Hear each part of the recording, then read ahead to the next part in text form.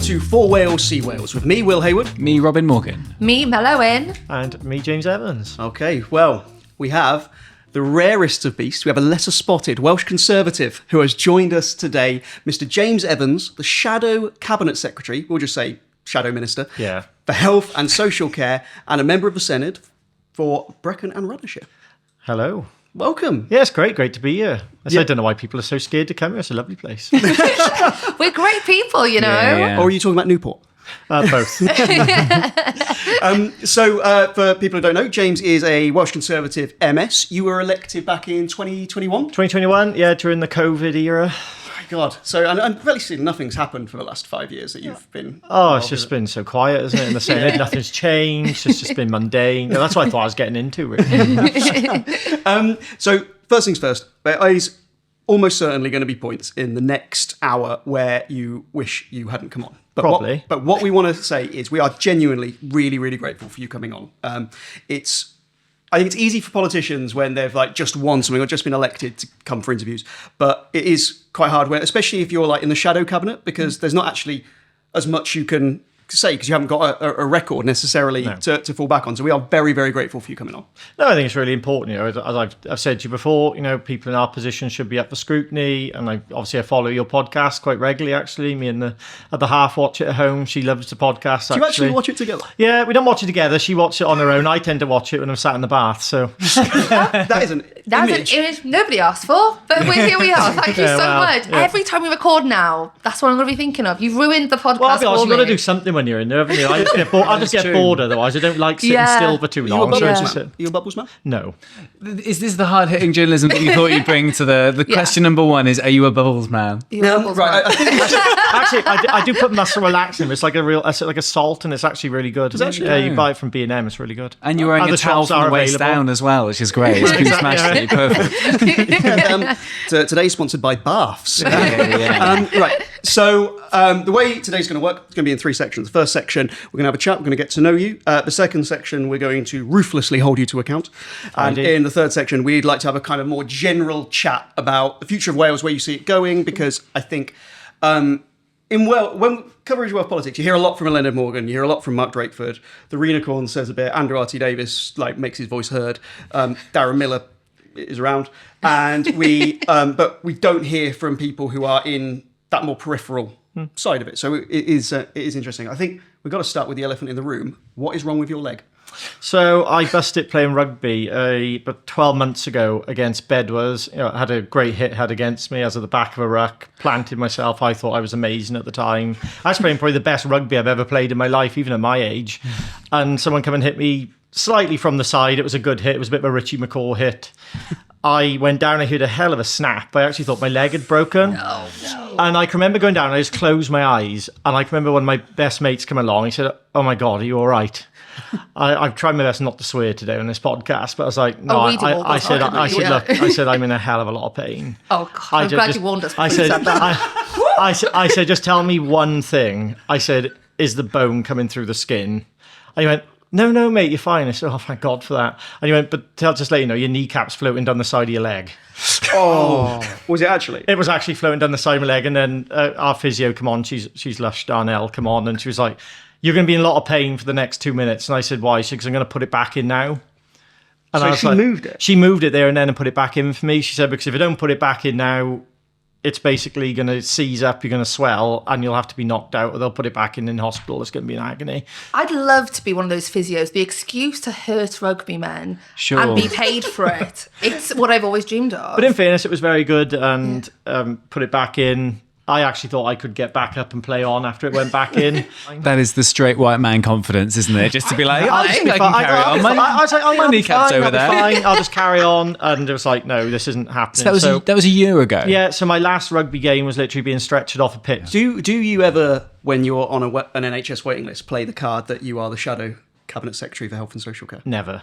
Okay. Never. The first thing is people understand who you are. That's what because I've also got a bit of a year problem. I mean, are you half of the waiting list? It sounds like. Well, this is why it's bloody long. Eluned Morgan talks about half the Welsh population seeing a health specialist every week. It's probably me. But actually, no. So I went to an appointment, just a checkup appointment in Brecon Hospital. Lovely was talking away straight in. They obviously, the local health board know I am because of obviously being a local member of the Senedd. Went in, sat down, lovely trainee nurse. She was done in Cardiff, but come up for the day. Have to go through the list. So what do you do? And I was like, I work in Cardiff. Didn't want to say nothing. And she was like, oh, that's interesting. What do you do in Cardiff? I work in the Senedd. So, oh, that's the Welsh Parliament. What do you do there? I was like, oh, I'm actually the member of the Senedd for this constituency. And so, oh, wow. I was like, and so anything else? Like, oh, I happen to be the Shadow Minister for Health. And all of a sudden, the senior nurse said, yeah, we were warned. Oh, really? Really? Yeah. Said, yeah, we were warned. Maybe higher ups in the hospital, if they get wind that you're coming, maybe give people a tip off that you're coming. But I hate that. I absolutely hate people knowing what I do on things like that. Take those banners down. Most people I tend to actually see, people ask me what I do when I was I work in Cardiff. I won't say I get shy about my job, but I just find it more easier. I reckon a lot of people think you work in Admiral then. I think working in Cardiff is coded for Admiral. Yeah. Gosh, I just like last time I saw a dermatologist, he asked me, like, what do you do? And I said, I'm a comedian. And he was like, what type of comedy? And I was like, don't see how this is relevant for sure. I said, Skin. Skin. I was like, observational? He just looks at me, I hate observational comedy. And I was like, how is this relevant? Yeah. Also, who hates observational comedy? I can understand indifference to observational comedy. I hate it. He just said it. I was such disappointment. It was like, my parents, when I told them I was doing comedy, they were like, ugh. Sure. It was that look. I only like whimsy. Anyway, that's infected. No, but it's interesting how clinicians will talk to you. It's fascinating, the insight you can get behind the scenes. It's like, because they know you're not the minister, you're actually the shadow minister. Yeah. People saying, well, do you know they're doing this? Or do you know the health board have done that? Or this is an issue that probably never gets raised with you. And it's interesting. A lot of those things I never actually raise in the chamber. I raise them with the minister directly. Yeah. Because there can be operational things of that nature. So I find it quite useful. You get quite a little bit of feedback as well from it. So it does have its benefits as well. Is it hard? Because obviously the Conservatives, people from across parties get a lot of abuse, but people can be very visceral in their hatred of the party and stuff. Do you get any of that in person? Now and again, sometimes. Look, that's the worst thing is about it. I think is little snide. You don't know, get it directly to your face. It's snide comments. So I've been in B&M before. In Brecon. You love B&M. Yeah, I love B&M. Well, it's all a place you go into, and you go in and buy your cleaner stuff. You come out with a new sink. It's that sort of place. But you be in there. You be in Aldi sometimes shopping, and you'll walk past somebody, and someone will make, "Oh, there's that effing Tory." How does that make you feel? But shit, be honest. You think, oh, really? Why do you think? Because you must believe in what you do. So why do you think that that's the public's perception of you? I think it's historical, a lot of it is. Some people in certain parts of the country can't forgive what my party did years ago. You talk about Merthyr riots. People don't forget the Merthyr riots. People said in the army that was a Conservative party that did that. And you sit there and people think, oh, they won't forgive that. It's just a historical thing that goes back. It's one of the downsides of being probably the oldest political party in the country is it has a lot of baggage and a lot of history. And some people can't forgive it. And that's just what it is. And you get on with it. It bugs me sometimes. Someone will say it to me. It didn't happen that long ago. Someone said to me, "Oh, there's that Tory scum." I had that in a shop. Didn't hear it. I heard it, but they didn't say it to me. It was said as I went past. Did they say it in a way that you? Oh, they said in a way that I would hear it, but not directly to me. So if I ever went and challenged somebody over it, I wouldn't bother anyway. It's not worth the hassle. It was over the tannoy. Ding dong, Tory scum in aisle 2. Alarms going off. Close the shutters. Bring the mops. That type of thing. No, you just get. I get used to it, but then sometimes you'll be sat at home and. Everyone gets a bit down sometimes. I've been honest with people about struggles I've had in the past. You've been upfront about struggles like mental health and stuff. Yeah, I have, and sometimes you'll be sat there at home and these things sort of bug you, and then Emma will say, "Why are you so grumpy?" And I'll say, "Oh, some prick said that to me in Morrison's or Aldi," and I didn't inadvertently. So why didn't you tell me at the time? I was like, "Well, I didn't tell you because you're probably going to have a go at him." Or she probably would. Would she be more combative? Yeah, she's viciously defensive of me. Yeah, but. I think that's a lovely thing. It's nice to have someone who is very defensive of you. We talk about this quite a lot, though, don't we? In terms of online discourse, whether when you're in the public eye and stuff. And there's never a positive There's nothing ever good will come from reading those comments. And I think within a sort of comedy background, the idea is that you don't listen to the good reviews, you don't listen to the bad ones, because the truth is, like with most things, somewhere in the middle, right? If you look at Peter Kay, the abuse he had over, and it drove him basically out of comedy because he couldn't stick it. But he was one of those who started to read the comments and read the hate, and you just got to. It sounds awful. You just got to ignore it.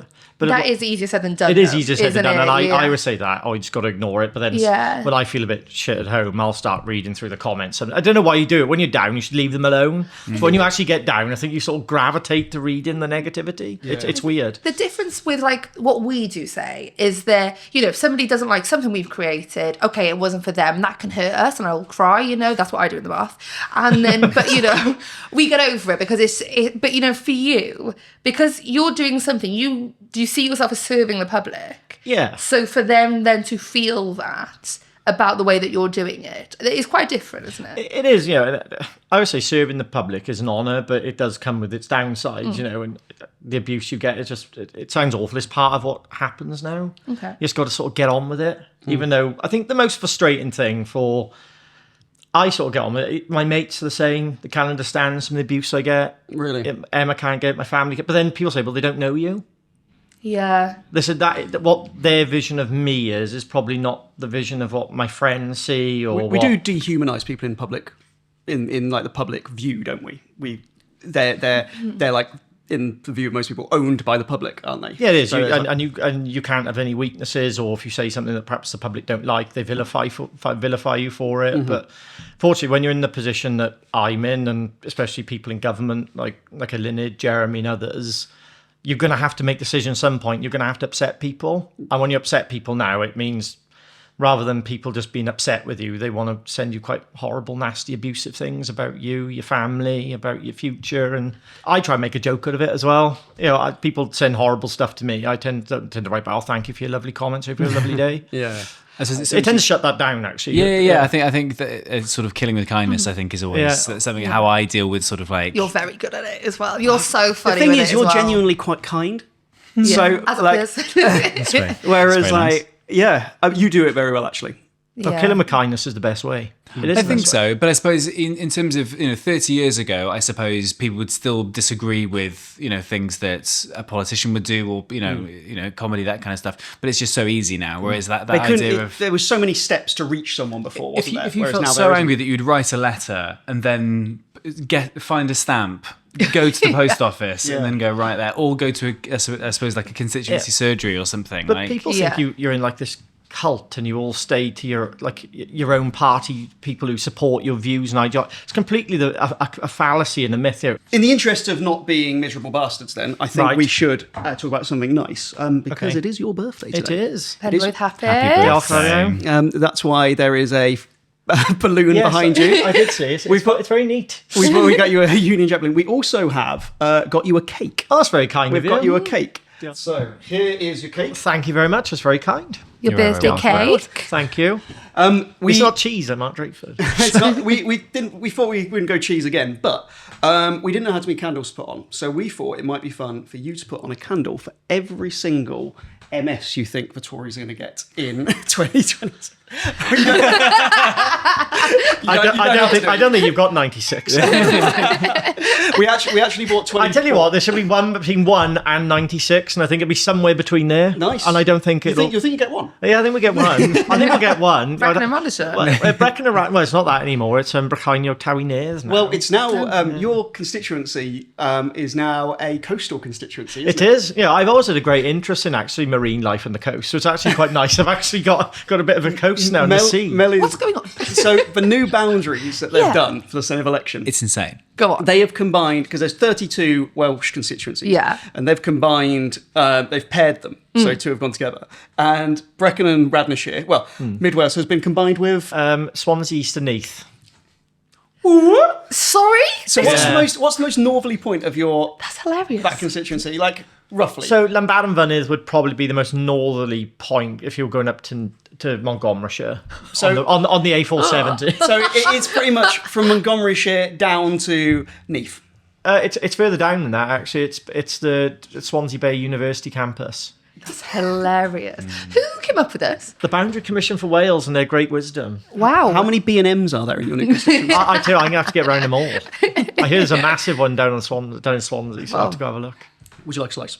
That'd be lovely, thank you. let's have I'm not going to do an Ed Miliband and choke on it, man. No, So- it's okay. I'm going to have some. Politicians eating, actually. Yeah. After the Miliband choking on a bacon sandwich, it petrified politicians eating in public. Was that the first sort of like eating chaos. It was a gaffe? proper Yeah. eating gaff. It No, was. yeah, It was like, yeah. oh, you can't do that. Yeah, no, he still hasn't really lived that down, has he? No, Dad? or the Ed Stone.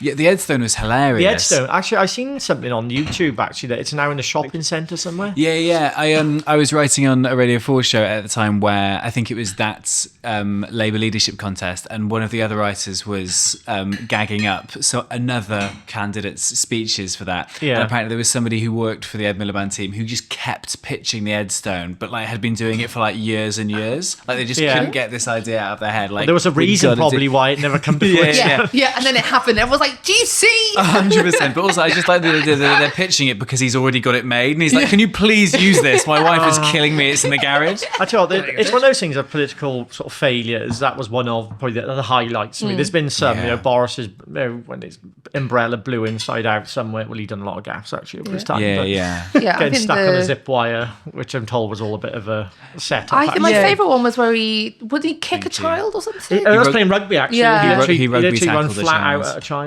Was that one when he got stuck? Was that deliberate? I've heard so many rumours about that. I've heard that it was, apparently someone said it was deliberate, and then somebody else said it wasn't deliberate. But I could imagine if someone said to Boris, you could potentially get stuck in the middle of this zip wire. Yeah. Oh, yes. Well, yeah. Let's do it. I can imagine Yeah. him actually saying, yeah, let's go for it. Yeah. So I could see it sort of being true, but then a part of me thinks, would I really want to be stuck up there? But then it is Boris, so who knows? Does it feel different being a Conservative politician in a sort of post-Boris world? Like, did it feel like when you were talking to voters and constituents, was there sort of like a bit of a bump when Boris was in charge? Yeah, the 2019 election, when it was the Boris bounce Yeah. election, I'll be honest, you didn't really, it sounds awful, don't really have to canvass people, but Right. you just knock a door.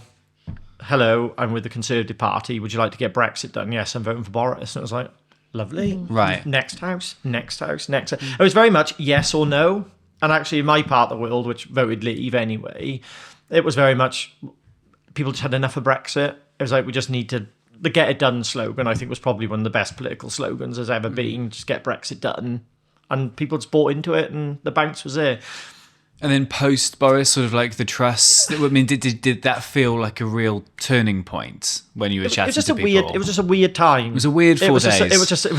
Yeah, it was a weird short period of time. Yeah, it was bizarre, really. Yeah, you're probably going to ask me about Liz Truss, but yeah, it was just an odd period of time.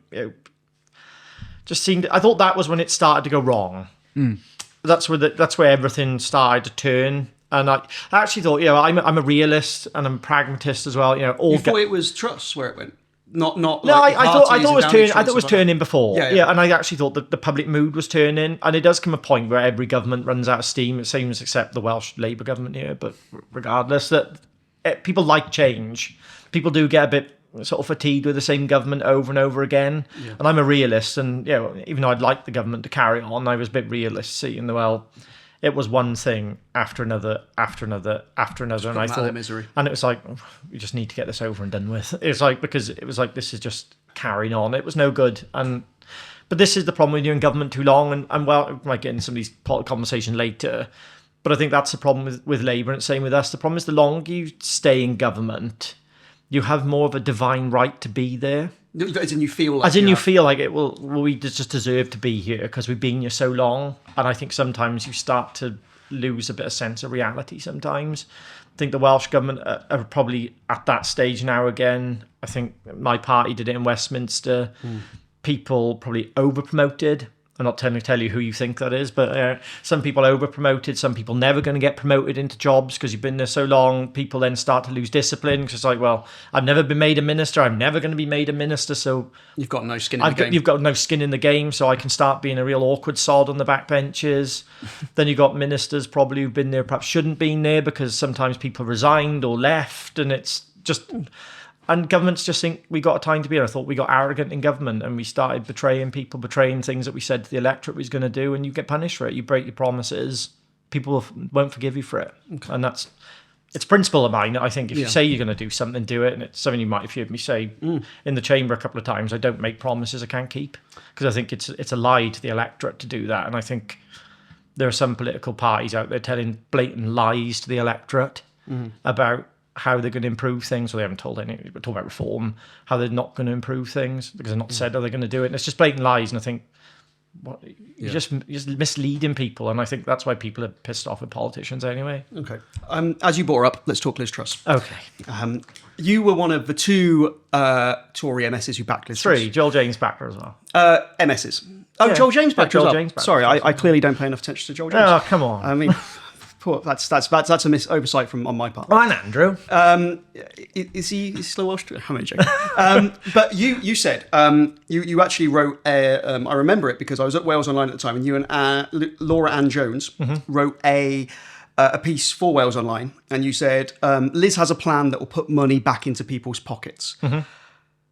Obviously, I don't think anyone can say that she was anything other than a disaster.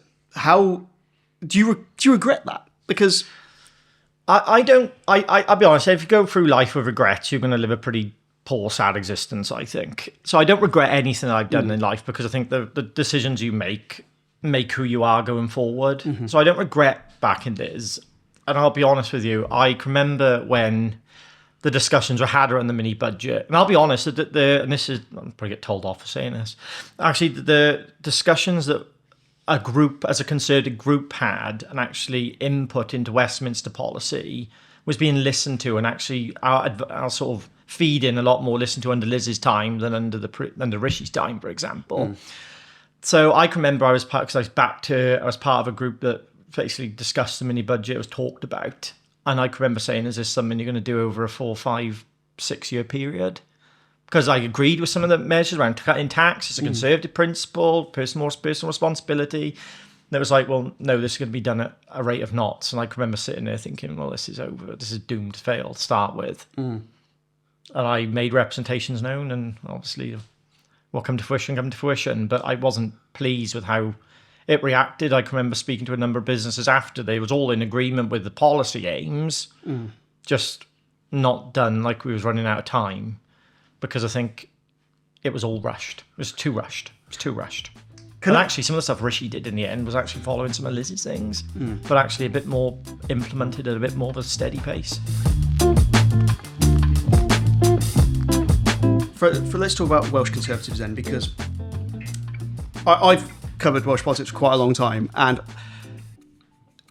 I never get a real sense from your party that you seriously believe that you've got any chance of being in government. I don't see you putting forward an offering to the people of Wales which is credible and different. I know you've got real interest in things like health and social care, and you've spoken about it, but I mean, what would be your party's plan if they were to be in government? Would you actually make a meaningful change to Wales? Do you think you've put a good offering to the Welsh public? To answer your first question about sitting in opposition, you know, before I got reselected, I did a lot of soul searching. You know, I like changing things. I like doing things. And I wouldn't have stood for reselection for my constituency if I didn't think that we had a plan or an offer or a chance of government.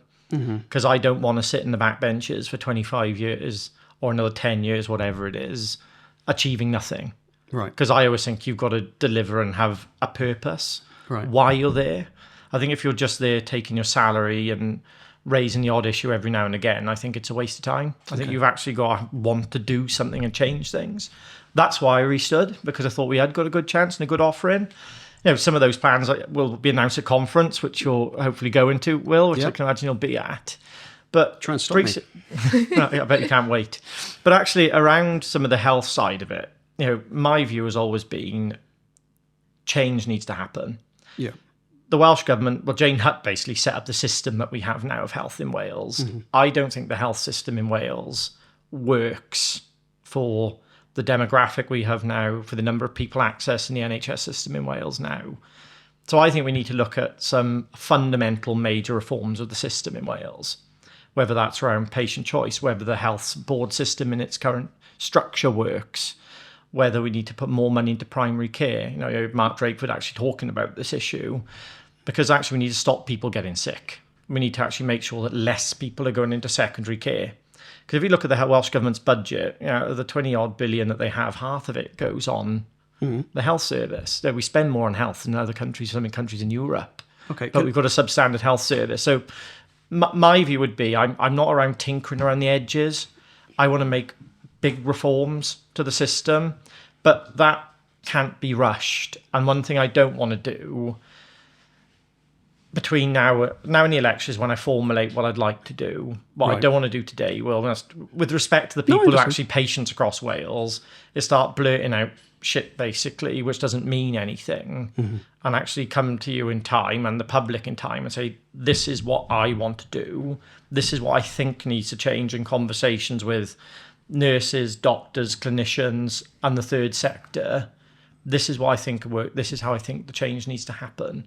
Because I think that's the best way to fix the system. Because, waiting lists are coming down. Good. Yeah. I want waiting lists to come down. Some parties I think, oh, what a shame we can't hit the government with it. But one patient waiting on the waiting list is one patient too long. Okay. So, yeah. Right. I know it's not the answer you want. It probably thinks a lot of waffle. Well, no, I want the answer that you yeah, that's where I am at the minute, but I think. I don't think anyone will doubt that kind of quite significant changes are needed. But significant change happens when you get into power. Yeah. And your party isn't close to being in power based on the polls, based on historically. And what I'm curious to know is what in any way whatsoever will be different about how the Conservatives approach this election to how they've approached every other election in Wales where they have, by any measure, failed. I think you've mentioned Darren before on the podcast. I give Darren his dues. When Darren first took over the leadership of the Welsh Conservative group, when he put the shadow cabinet together, it was very much right. We're very good at telling people what we're against. And I'm sure I know you've highlighted that on this podcast plenty of times. My party's very good at shouting about things, all the things we don't like. But actually, I don't think we say enough about, what are our values? What would we do? Okay. And Darren has been very clear, if we're going to criticise something, there has to be an alternative. And that's going to win over the electorate this time. Well, I think it will, because I think, people say, I don't like waiting lists. I don't like people waiting long enough. But how are you going to get that down? I've got eyes on surgical hubs, on rapid diagnostic centres to drive those things down. Perhaps a different way of reallocating money across the NHS. That's because how is the Darren Miller Welsh Conservatives different to the Andrew Davis Conservatives? I say we're more talking about things we're for. And I find sometimes with Andrew, and it's conversations I had with Andrew directly myself, we were against this, against that, but we never actually said, what would we do it differently? So as I said before, the difference being, this is what we're against, this is what we would do differently. Because I think you're telling people what you're against, great, but people don't know what they're voting for. Well, we know we're going to vote for you because you're against more Senedd members, but what would you do an alternative? I appreciate what you're saying, and I'm sure that is the aim, but I watch your party speak in the Senedd regularly, and they just talk about what they're against. Well, I try and do. I don't know. Well, that's up to individuals how they deliver their speeches in the Senedd, isn't it? Sure. I'd always like to think that I offer an alternative vision as a personal politician. The very fact you're on here, I think, demonstrates that. Yeah, well, I think it's important. I said it before, to engage with people and tell people what you're for. I'm sick of telling people what I'm against. I'll be honest with you, because I think it gets boring after a while. You're more like a protest party than a party government. Okay. And but I said how other people do their speeches, fine. But Darren has been very clear to me and others, as I take my role extremely seriously. I could be deciding the policy. You may think differently with the polls saying one way, but in one connotation or another, I could be deciding on health policy for Wales. Does Darren Miller really want to be First Minister? Yes. Do you genuinely believe he is going into the next election hoping he comes out as First Minister? Why did he run as an MP then? We have to ask Darren that question. I'll be honest. He won't speak to I'll see if he can speak to her. I'm actually not sure. I think Darren wanted to run. I think it was one thing Darren wanted to do. But I think when Darren's very deep rooted in his faith, I believe everything happens for a reason. You speak to Darren didn't get elected as an MP. I think Darren's view is, because of his faith, things happen for a reason. He was supposed to not be in Westminster, he was supposed to be in the Senedd. And that's why he's ended up becoming leader. Everything happens for a reason. And if that's what Darren believes, and maybe I believe that as well. Okay, cool. Thank you. I appreciate it. I wanted to pick up on something that you mentioned about you not wanting to, just be on the back seat and, in 5, 10, 15, 25 years, that kind of thing. Do you think there are members of the Senate currently who are quite happy to go for it again and have been sort of just sitting on their hands and quite happy? I think it's across all parties. I don't, and not just to mine. I think there's some members across all political parties are quite happy to sometimes be sat in opposition. It's easy. It's sometimes easy being on back. I know there's members of the backbench of the Labour group would think it's hell going into government. They're quite happy sitting, and Wilbury knows, quite happy. Some people in my party are quite happy being in opposition. Same in Plaid Cymru, I can imagine being happy in opposition. Do you know MSs who are just happy sitting and? Yeah, but not everybody wants to be in a government role, do they? And that's the thing. I was lucky enough when I was in Powys County Council, I was stood in the decision-making role, so I've always been in that sort of environment. I find being on the backbench is the most frustrating part of my job. Wanting to change things, but you can't. But I think people sometimes have been there a long time think, well, this is just the way it is. I think that I wonder whether that's why people, we mentioned about parties just saying what they're against rather than for, and obviously reforms seem to be, certainly in Wales, they haven't put forward any policies. They are, the vibe of reform is complaining about what the status quo is, and they're polling really well. So clearly that kind of rhetoric is working to some degree, isn't it? I find it quite scary, actually. I was actually talking about somebody on the weekend about the reforms messaging and using scapegoats and simple slogans for very difficult, complex issues. Isn't that like get Brexit done, though? Not particularly, no, because my party had it's simple slogan, but my party had a way of actually how you sort Brexit after. Boris did have a vision about how Brexit should look and a renegotiation of how he thought Brexit should look. So it is slightly different. But reforms arguments of using certain elements and demographic of the population as scapegoats for all our country's problems is dangerous rhetoric, in my opinion. So if Darren Miller came to you on May the 8th, as it will be next year, and said, we have a chance to be in government by propping up reform, what are you as his colleague going to say to him? I'd want to know exactly what our programme for government is, exactly what it is to the line. Because I don't, and this is my point of any future government, I think that's right about the Welsh Conservatives, we need to have a programme for government. So you walk in on day one and say, this is what we want to do. If you're going to go in with anybody else, I don't want to go in government with anybody else. I'd just like it to be a Conservative government. The polls probably don't say that's going to happen, but I'd like to happen. You need to be very clear about what you're going to deliver together. I would be very nervous about entering a coalition with anybody with a blank sheet of paper. More so with reform? Well, I don't think they want to govern anyway. I'll be honest. That's one thing I've seen and talked to with people. I just don't think they want to be running Wales. They may talk a good game, but I think if they got into power in Wales, they'd actually start to be held accountable for some of the things they're saying. Now, I've seen a Reform councillor today. We're going to have 0 waiting lists in Wales. Lovely thing to say, but it's absolutely total nonsense. It's never going to happen. Never. And they talk about around certain elements around sovereignty. It's like, well, you're standing for Welsh elections. That's a reserved matter for Westminster. You can't do anything around that. I just don't think they'd want to get stuck in the weeds of things. I don't think they'd want to be in government. And I think, regardless of any connotation, they would do their utmost not to be in government. They're quite happy. Listen to your last podcast, actually. I agreed with you. I think they'd quite happily sit on the side, watch a different connotation government and say, well, we've been an effective opposition holding these people to account who aren't doing anything to get waiting list down. Just please vote for us at Westminster and we'll try and either abolish the Senate or do something crazy like, something along those lines, really, to try and win votes. I just don't think they're a serious contender. And I think they'd walk into Cadays Park on day one if they did manage to get enough numbers and would be run by the civil service for the next 3 years. Because I just do not think they'd be able to pull a programme for the government to go. Sorry, I'm going on a bit, Will. No, it's okay. No, and they haven't even got a leader. I think they'll fall apart on day one. Because they're going to all walk in to the Senate, all sit down with all these big egos around a table and think, right, one of us here is going to have to be the First Minister of Wales. And I know some of the individuals involved, and I can guarantee you 6 or 7 of them all want to be First Minister. And as soon as that starts being dangled in front of them, someone's going to be happy, someone's going to be unhappy. And Will has been covering Welsh politics longer than I have been involved in it. We'll probably turn around and say, well, we'll form a splinter group because we're not happy with that. And if we form a splinter group, maybe we can get a few extra committee positions or a leader of an opposition money. That's how they'll work. Okay. But you have potentially said you haven't ruled out being in a coalition with these people that will act like this. It's not up to me. Sure. It's not up to me who we go into coalition with. It'll be a group decision of whoever we go. If we even want to go that way, I don't want to go into any coalitions, as I've said, Robin. I want to be in government on my own. Okay, but whether that's going to happen is another thing or not. But I think you've got to look. You want us to move on? No.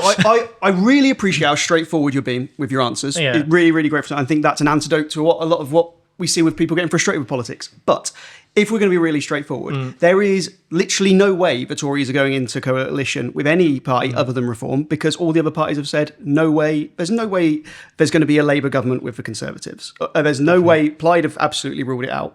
Lib Dems, I think, fooled them twice. Shame on them. Yeah, I said once bitten, twice shy. I can't imagine how a Tory-Green coalition works. So realistically, the only option you guys have is Reform. The only option Reform has is you guys. I spoke to other people within your party who have said they're essentially our life raft. They're our way forward. Obviously, you would love a majority Conservative government. There is no way that there's going to be a majority any government.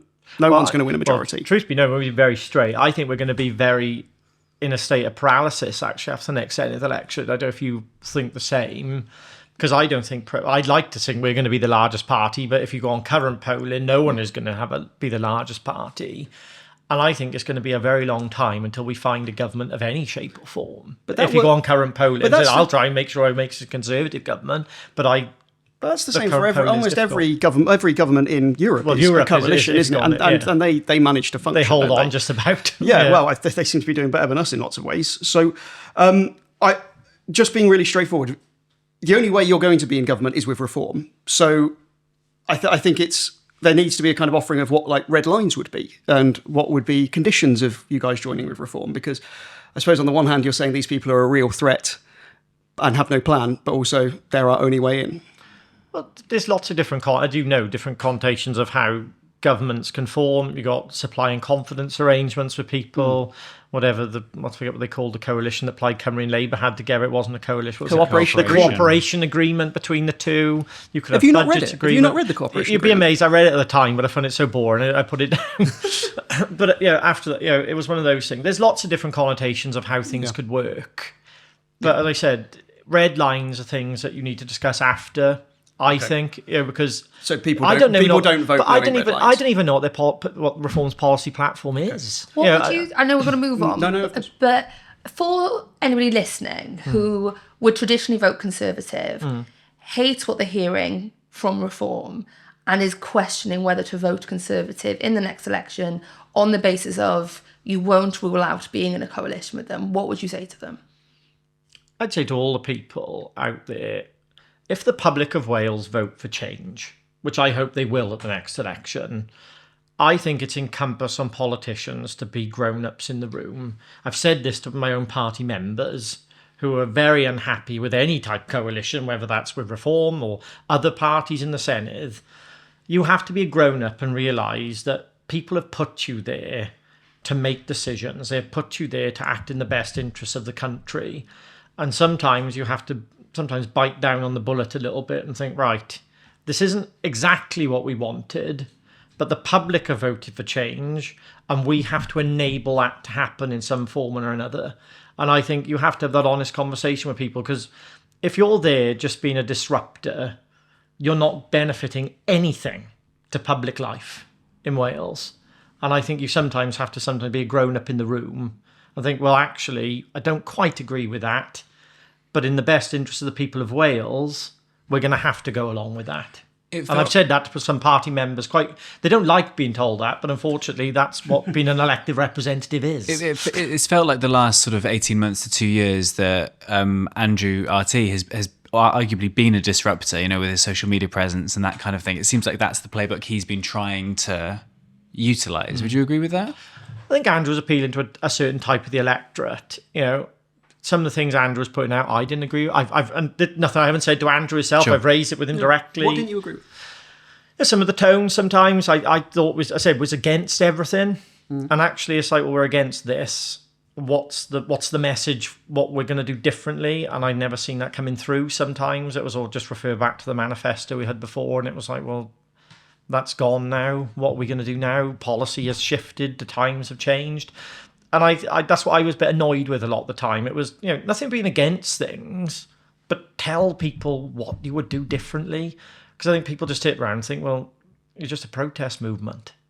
You're not a party of government. And one thing which I like to think, that why I'm a member of the Conservative Party, you know, unlike the Lib Dems, which I don't think are a party of government, they're a party of protest. You only got to look what they do in councils when they get in. They have to break promises all the time because they're not used to being in government.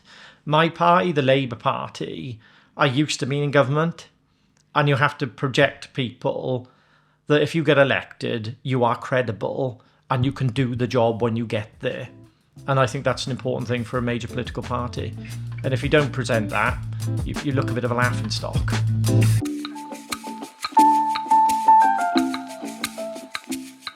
I want to ask you a really straight question. Wow. What is the difference between the UK Conservatives and the Welsh Conservatives? It's a very good question. It's not my first time. I sound like a Linda Morgan now. Thank you very much for that lovely question. Gives you a couple more minutes to think about what you're going to say. Now give me a lovely answer. Yes, give me a lovely answer. Well, we got a different logo, which is always a nice thing. You know, this is a very good talking point, actually, about the differential between the two. One thing that is different, which people don't see, is actually we're allowed policy divergence. So I can create policy for health and social care for Wales, for the Welsh Conservatives. I do not have to have that vetted by anybody up the M4. And if they started to tell me how to run health and social care policy in Wales, I'd probably tell them to piss off. And I'd probably tell them, if you want to run health and social care policy, I'll resign.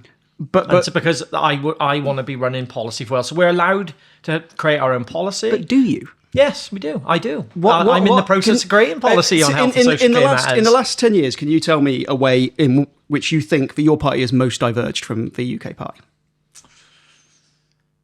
On elements of asking for St David's Day to be bank holiday, and it's a little thing. That was one thing that wasn't supported. If that's the thing you think's the most. Yeah, it was a big thing, actually. You know, HS2 Barnett consequentials. Yeah. You know, I was quite an advocate and a leading pusher on that to make sure that Wales got its fair share of Barnett consequentials for HS2. But that means the two divergences nothing happened. It didn't happen, but it shows that we've got autonomy to make different calls, and we're not told what to do. You know, some of those things at the time, I can remember when I called in for a St David's Day bank holiday, for example. I can remember, you know, colleagues up in Westminster being very angry that we were making these calls. Well, basically, how dare you? No, how dare you make these calls? But I said, but this is right for Wales. This is what we think appeals to the Welsh electorate. Why should we be, a constituent part of the United Kingdom that doesn't have our patron saint's day off as a bank holiday? You know, concessions were made. I even said at the time, well, why don't you move May Day? You know, put that as a working day and actually move May Day and give us St David's Day. Was completely dismissed, but it's something we still campaign on now. Say HS2 Barnett consequentials. I come under a lot of criticism at the time when I did a piece for Nation Cymru, calling for HS2 Barnett consequentials to be given to Wales from the UK government. Had people up in Westminster, why are you raising these matters? And I said, because it's right for Wales. So we do actually come into, we do have autonomy, but there is strength as well, having same policy in certain areas. But I said, probably since the election, it's probably given us more freedom in a way. No, it's one thing that Mark Draper was actually never afraid of doing, and you can see it now between Welsh Labour, is the divergence that they've had for the last 14 years from the party in Westminster on Labour's terms. And actually now they're in government, you're automatically seeing the butt. And there was a butt when, you know, the butting of heads when my party were in power in Westminster and we were in opposition down here because you've got to defend everything as well, which comes down the M4, which Labour are suddenly having to do, which they're not quite comfortable with. Give Alan Davis a shout out. He's quite happy to call them out when they have to. But it is difficult. It is difficult, but I think we are allowed policy divergence. One thing that really does annoy me is that the party in Westminster won't give in on the element of giving the leader of the Senedd group, the autonomy to be the Welsh leader of the Welsh Conservative Party. Right. And that annoys me. It annoys me. What do you have a leader? What is Darren Miller? So Darren Miller, to me, and the Senedd group is the leader of the Welsh Conservatives. Because Darren actually, on an operational element, has an awful lot of say over what goes on in Wales. But what is he to the party? To you, I appreciate So in the that, Constitution, but and to it's the rest of us. now I do sound like a constitutional bit of a sado, but in the Constitution of the just want to know what your leader's called. constitutional elements of the Conservative Party, Kemi Badenoch is the leader of the Welsh Conservatives, Mims Davis is the leader of the Welsh Conservatives in Westminster, and Darren Miller is the leader of the Welsh Conservatives in the Senedd, which I think is madness, because I think Andrew, get it on my head, you talked about it too much earlier. Darren should be the leader of the Welsh Conservatives, very much like they are in Scotland. That's how I think it should be. But at the moment, it's Kemi Badenoch. It's Kemi Badenoch, and this is what annoys me, because my view would always be, if you say, and my party and I say, that Darren could be the next First Minister, he should also be the leader of his party in Wales and not having somebody above him when he's the First Minister of a country. But it's very confusing, but I just do not know why it hasn't been sorted. It's something that I've been fretting over for years. But then there's the purists in my party. The purists in my party, and there are purists in every party. There's purists in the Labour Party who don't like actually that Eluned Morgan being the leader of Welsh Labour. They think that should be Keir Starmer. There's purists in every party, but my view is, if you can be the First Minister of a country, you can lead your party in your country as well. I suppose it's a non-brainer for me. I just think it's madness. Everything does happen for a reason, though, so I think that's everything happens for a reason, Robin. Right. I think we'll move on and be a little bit nicer to you now. Oh, that's fine. I don't mind. Oh, fuck it. We'll go on. This is as nice as I get. Why is he being very nice to me? Been a delight. Much nicer to you than she is to me. Well, that's hard. That's not hard, isn't it?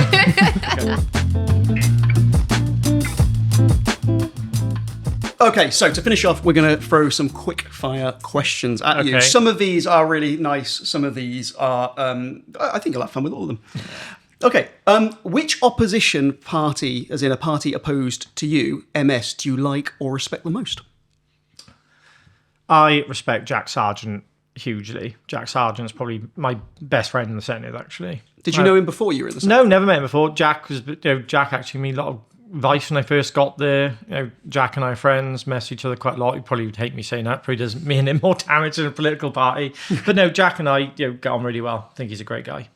Oh, are you doing that to bring him down? Is this like a... No. Actually, as I said, Jack's an amazing man. He's a great guy. In fairness, I talked about my own mental health struggles. Jack's got his own problems, and we just get on really well. We're really good friends. I'd like Jane Bryant as well. She's very nice. You are a very good golfer before you did your leg in. Well, I'm very good, but I try. What were you, a 3 under par? No, but a 7 handicap it was. Seven handicap. It's not bad. It's in single figures. Yeah, it's very good. Yeah. Who's your favourite golfer? I used to love Ernie Els. Yeah? Yeah, Ernie was very good. I had a great respect for Tiger, was amazing.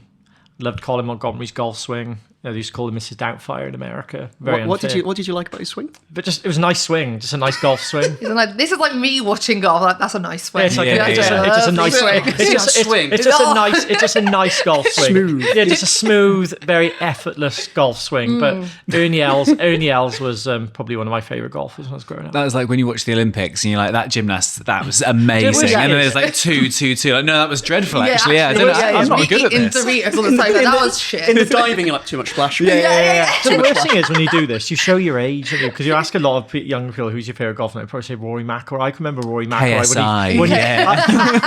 when he first come through the system. Like Ernie Els, I used to love watching through the 90s, and I used to sit on the sofa watching it with my uncle. How old are you, James? 34 today.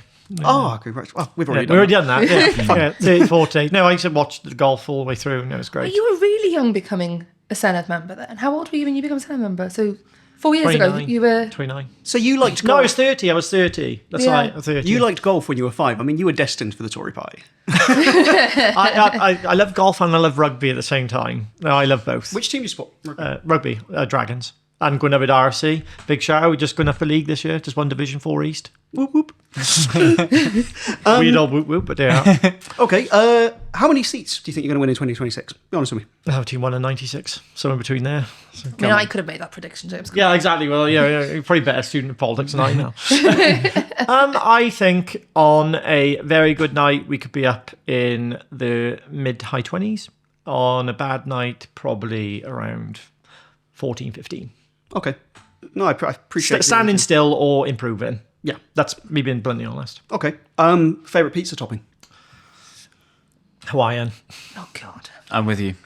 You actually with like you. a Hawaiian? Yeah, the love one. it. like Hawaiian. I love Hawaiian. Just to clarify, a Hawaiian Emma is hates Hawaiian. I love pineapple. it. Yeah. It's the pineapple one. It's the Ham most and offensive thing you said on the whole In podcast. fact, Emma actually says to me, she goes, "You cannot put fruit on a pizza." Yeah, tell me she thinks this is an ick. Yeah, right? do you think it's gross? Yeah. And I love it. I can't believe she's Would you, marrying you. Mel, to would be you honest. rather an elected representative back Liz Truss or put pineapple on the pizza? Oh my days. I think we survived one cause he lives. Let's go for another one. Yeah, let's crash the economy again and keep the fruit off the pizza. I will say one thing, and I love being Welsh, and I've made this very obvious on the podcast. What is it with Welsh people and putting fruit in curry? It doesn't need to be there. Mango and curries. Oh, lovely. Currants. Yeah. Oh yeah, currants, Pineapple. Yeah, lovely. Pear. No. I've never Not heard of such a a- pear. Sultanas and mango, lovely. And that I'm like, You're an animal. yeah. Yeah. Oh, yeah. Some people have said that. I know. Okay, Sure. well, that changes the next question. Are you an animal? What animal would you be? Would you ever want to be leader? No. Why not? It's a hell of a commitment on your personal and private life, and I'll be honest, I probably wouldn't be able to deal with putting up with. I like to say it as it is. I'm pretty straight talking, and I just don't think I could waffle my way through some of the stuff that some of them do. I just have to give. I like to give honest answers to things, and I get very frustrated. So if I was asking a Linid, if I was in Darren's shoes, for an answer and I couldn't get a straight answer, I get really frustrated. And I couldn't do that. It would just drive me nuts. I never rule anything out because things happen for a reason, don't they? They do indeed. But you know, it's just. But at this moment in time, definitely not. I just couldn't think of nothing worse. I think one could argue that the public would want a straight-talking leader. That's why seemingly Reform are, doing well with business owner Nigel Farage in charge. But The media would crucify you at the same time. That is the problem. Have they not crucified him, though? Well, they crucified him, but he's got skin like a rhinoceros, isn't he? I think it just goes over. And I wouldn't say I'm a sensitive soul, but I can take stuff to heart sometimes, and I like to say things as it is. I like to get straight answers, and I just think a politician like myself can probably come under some scrutiny sometimes for being quite straight to the point. And I just don't think the media would stick that. I think I've been in plenty of interviews with all different news channels, and you give a straight answer as the thing that goes on the webpage. Fair play to Mark Drakeford, he gave you a straight answer, and it was the first thing the BBC reported on about hospitals. And he was a bit, I didn't agree with what he said, but he was crucified for it basically. And you sit there and think, well, you're giving you an answer, but then the media use it and spin it as a negative. And I think actually, you want straight talking politicians, but in another way you don't. Yeah. So I find it, and I couldn't cope with that. It just drives me insane. Okay. Favourite part of Wales outside of your constituency? Pembrokeshire. Anywhere in particular?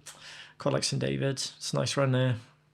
What else do I like? Quite like Cardiganshire as well, up on the Cardi coast. It's quite nice. Okay. If you had to go into coalition with any party, you can choose. Who would you most like to go into coalition with? That's $1 million question. I'll be honest, it all depends. I'm not trying to avoid the question. It all depends what the programme of government would be. I'd work with anybody, but I'd have to see what the programme of government commitments look like. And at this stage, we haven't seen any manifestos for anybody, so I can't answer that question. Are there honestly. any definite no's? Lib Dems. Really? No, I wouldn't work with the Lib Dems. Why? I mean, they're closest to you. Well, the thing that annoys me about the Lib Dems is they lie. And I tell you, they in fairness to one Lib Dem politician in the Senate, I don't like naming it, but it's very easy. Jane Dodds. Yeah, there we are. There's certain things that are said which are completely untrue, and the way they campaign is dirty, it's horrible, it's nasty. And none of that applies to Reform. Or Andrati Davis. I wouldn't work with the Lib Dems. I've got personal beef against Lib Dems. I would never work with them in 100 years. I think they are a terrible political party. Wow. Cool. To be honest, I could not have imagined that would have been the beef. Do you know what? Nigel Farage has done some pretty terrible things in this country, but if you get me fucking Jane I'll be Dodds- honest, right? And this is one thing. It's one thing about Plaid and Labour. We all find ways of disagreeing on policy matters. The Lib Dems fight you on personal matters. They're the most dirtiest party that go around campaigning you've ever seen. Worse than Reform. We need to get a dirty Lib Dem on this podcast. Okay. Oh, they'll come across Dirty very dots? nice. They'll come across very nice, but then They'll slip and slide their way in. when the mass slips, they're very different. Okay. Who do you think has been the best UK Tory leader in the last 15 years? There are many to choose from. There's so many to choose from at the minute. So it's hard for me to pick individuals because I like certain parts of individuals. That's the question. It's not the question, is it? I'm going to have to give you 2. Okay. So I liked Theresa May. Okay. I liked how honest she was and brutally honest with the public about the challenges the country faced. Okay. I thought she was hounded out of office by individuals, which I thought was absolutely shameful. Mm-hmm. I even wrote Theresa May a letter. I never write letters to anybody, but I actually wrote other my constituents. But I wrote her a letter saying I thought she was hounded out of the party by certain individuals. Fucking Lib Dems. No, it wasn't actually Lib Dems. It was certain red-blooded individuals there who weren't going to leave go until she had gone. And I thought it was people horrendous. had it in for it, didn't they? It did, and you know, so when I was campaigning my constituency, the amount of people who actually said they really liked Theresa May. I really liked her. I respected, and also Boris. I respected Boris's connection with the public. Okay. He had a way of connecting with the public than anybody else. So probably Theresa and Boris. I can't imagine the wheat farmers in your constituency like Theresa May, though, did they? Well, fields of wheat and all that. You know, most naughtiest thing she ever did. You know, whether that is true or not is another thing. Do either of you two? Are you suggesting she lied about running through a field of wheat? Well, no. I suggest is it the naughtiest thing she ever did? I'm not sure. Yeah. I think she salted it. She was going. She's Westminster's Salt Bay. That's what she is. Salt May. There we go. Salt May. 10 years too late. Yeah, 10 years too late. Rewind the clock. Yeah, Get him back on what the weed. Rest in peace. Is there any other questions that you guys want to put? No, I feel like we know you a lot better now. Yeah, I think. Well, thank you for coming on. Genuinely. Are you looking forward to the next 12 months? Yeah, so it's going to be very busy. It's going to, hopefully my leg's better. I'll be able to get out and do some more canvassing. No, it's going to be really good. Go out speaking to people. And I said, my main mission is don't overpromise, don't say things you can't keep in terms of promises. Be true to yourself. Said to all candidates, even people who are standing from all political parties, go out there, be yourself, be authentically yourself. And normally people will see that. It's when you go and try and be somebody you're not, is that you tend to get unstuck. And that's the only advice I give to anybody going into politics and to myself. Be true to yourself and you'll be fine. And avoid Jane Dodds. Jane Dodds. We almost need to give her a right to reply here. Jane, send us a voice note. Joachim, thank you so much for coming on. We really appreciate it. Cheers. Thank you. So that's the end of this episode of 4 Wales, See Wales. Big thanks to Heyman Media, who helped us put this stuff together. What part of Heyman Media should we give a shout out to today? Let's give a shout out to their video. So they can record video for you, or they can edit your video, or they can do both. They do genuinely such good work. Having worked with us, I can confirm they've got the patience of saints, and we're really grateful that they help us to do this. Absolutely. Anything to shout out? I am going to be at my Country Life Comedy Festival this weekend. Yeah. Oh my God, it's going to be great. This weekend, so excited. Let's hope this weather stays. I have some tickets left for my show. It's called Melodrama, and it is on Sunday night at 8 p.m. Come along. What about you? I'm also at Mach. You're sold out with everything. I am sold out, but my kids' show is not sold out. Okay. That's Saturday lunchtime. And I'm on tour next year. So you go to my website, robinjmorgan.co.uk. Has anybody heard of a newsletter they might want to sign up to? Well, I actually do have a newsletter. It is littered with good journalism and grammatical errors. So please feel free to sign up. It's called the Will Hayward Newsletter. Brilliant. I've been Mel Owen. I've been Robin Morgan. I'm Will Hayward. And I'm James Evans. Thanks. Bye. Ciao.